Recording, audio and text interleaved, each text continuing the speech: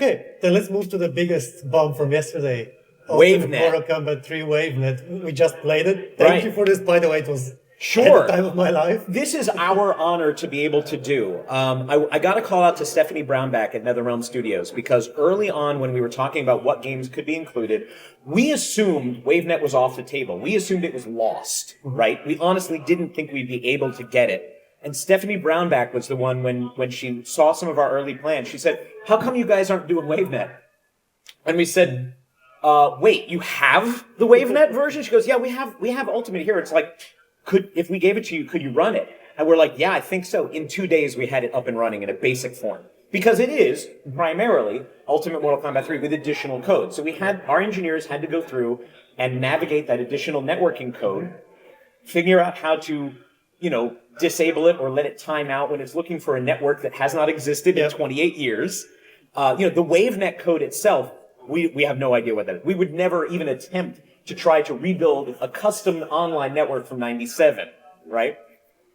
So this has been a big secret for us, knowing that only the super hardcore fans would even have heard a rumor about an online arcade version. You had to be in Chicago, or I think it was in San Francisco or New York, maybe both, with a T1 line in your arcade to be able to play this thing. We figure only about 500 people have ever played this version of the game. So to be able to bring this out to an audience of millions, Digital Eclipse is very serious about digital preservation, the history of games, making sure that these things don't get lost forever. So to us, this is like one of the biggest wins of this collection, to be able to do this and to be able to bring this back to people and then put it out on physical media so it will not ever get lost again.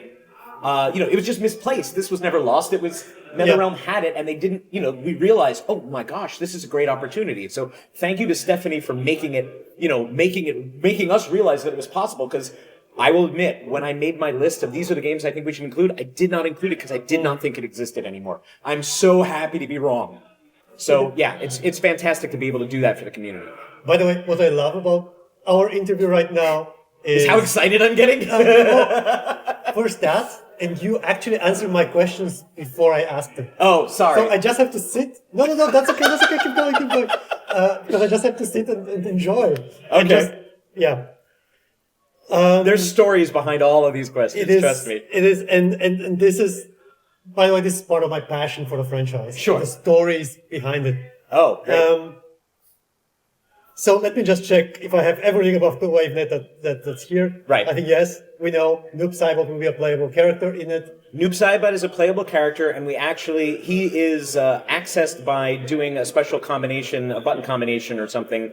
When you select Kano, we have added a little toggle so that you can just say which player should be Noob Saibot when you start this game. So that's in there. You don't have to. You can still do the original button combination, but if you just want to say, I just want to play as Noob Saibot, you can jump right into that. That's an option that we're offering since we're already messing around. And we're not changing the original ROM. This is something that we're doing in RAM. This is something that when we read the code from the original game, that's all preserved, but we can do a couple of extra tweaks. And, that's how we get some of our new modes that we're offering in here. Same thing with Noob Saibot. We can say, I see where Noob Saibot is in memory, how he is triggered. We will turn that flag to on our side when we're running their code. Really nice. I loved it, by the way. This was basically the highlight of my day. I mean, it's only one move. It's this teleport slam, but it's a really fun move. Yeah. And again, it's a historical curiosity. We're not expecting that people are going to put thousands of hours into playing as Noob Saibot in this one little obscure version for an online system that no longer exists. But the fact that you still can see it, you can see this really rare thing, you can play it yourself, and you can appreciate that part of the history, that's the important part to us at Digital Eclipse. I feel like we can talk for hours just about the WaveNet. I know, but let's move on.